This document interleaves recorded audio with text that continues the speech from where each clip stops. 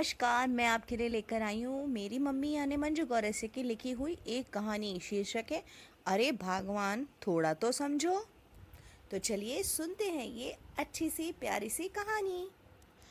घड़ी में सुबह के बज रहे थे पूरे 8। रोज की तरह सुषमा जी ने आवाज लगाई, प्रिया, पूजा की थाली तैयार है। और रोज की तरह प्रिया ने कहा, हाँ मम्मी जी, ला ही रही हूँ। ये इस घर का रोज का कार्यक्रम था। ना तो सासू माँ घर के कामों में कभी प्रिया की मदद करती, ना ही प्रिया कभी उनसे मदद मांगती।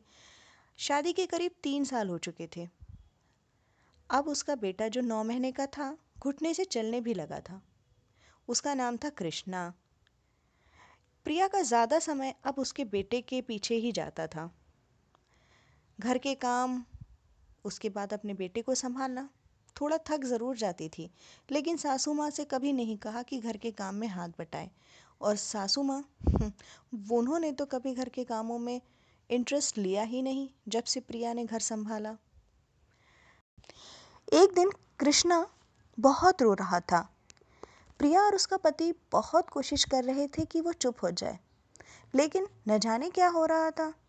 उन्होंने घर पे रखी हुई दवाई से उसका रोना तो बंद करा दिया, लेकिन उनकी नींद पूरी ही नहीं हो पाई। रात के 3 बजे वो सो पाए और सुबह उठने में उन्हें देर हो गई।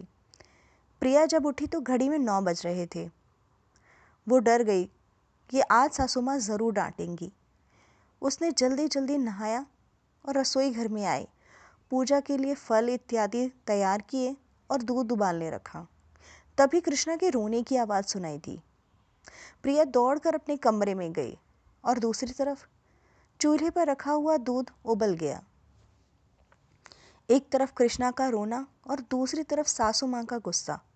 सासू माँ जोर से बोली, हे भगवान, आज तो मेरे बाल गोपाल भूखे ही रहेंगे लगता है, और इस बहू ने सारा दूध भी गिरा दिया। अब मैं क्या करूं? तब ससुर जी से रहा नहीं गया। ससुर जी ने तुरंत कृष्णा को गोद में लिया और अपने बेटे से पूछा कि क्या हुआ। बेटे ने बताया कि शायद तबीयत ठीक नहीं है, रात भर रोया है। ससुर जी ने प्रिया को और बेटे को कहा, तुरंत इसे दवा खाने ले जाओ। और दूसरी तरफ वो रसोई घर में आए और अपनी पत्नी को समझाने लगे, क्या कर रही हो तुम? इतना नहीं समझ रही कि घर का बाल गोपाल बीमार है और तुम उस बाल गोपाल की चिंता कर रही हो जो हम सबके पालनहार है। अरे वो भूखे नहीं रह सकते, वो तो हम सबको निवाला देते हैं। तुम इतना क्यों नहीं समझ पा रही कि आज तुम्हारे बाल गोपाल को नहीं, तुम्हारे घर के कृष्णा को तुम्हारी ज़रूरत है। वो बहू जो दिन रात तुम्हारी पूजा में रोज सबसे पहले तुम्हें पूजा की थाली देकर तुम्हारी पूजा की शुरुआत करवाती है, आज तुम उसे ही इतना जोर जोर से डांट रही हो। क्या बीत रही है उसके मन पर? आज उसका बेटा बीमार है। इस बाल गोपाल की क्या चिंता करती हो? अरे ये तो सब कुछ देख रहे हैं, अंतर्यामी है ये। इन्हें तो बस तुम प्यार से मुस्कुरा के हाथ जोड़ के इनका धन्यवाद कर दो, वो खुश हो जाते हैं। और तुम्हें इतनी अच्छी बहू मिली है, थोड़ी तो कदर कर लो। सासू माँ की आंखें थोड़ी तो खुली। उन्होंने भी कहा, हाँ हाँ प्रिया, तू जा, कृष्णा को लेकर जा दवा खाने, मैं ये सब साफ कर लूँगी। अरे मेरे बाल गोपाल का क्या है, थोड़ा देर से आज भोग लगा दूँगी, बुरा थोड़ी मानेंगे। घर में सब कुछ सही हो गया।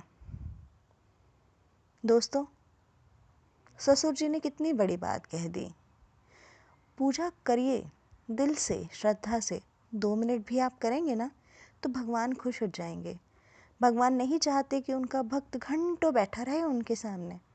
भगवान तो चाहते हैं कि उनका भक्त परोपकारी हो, दूसरों की सेवा करे, अपना धर्म अच्छे से निभाए।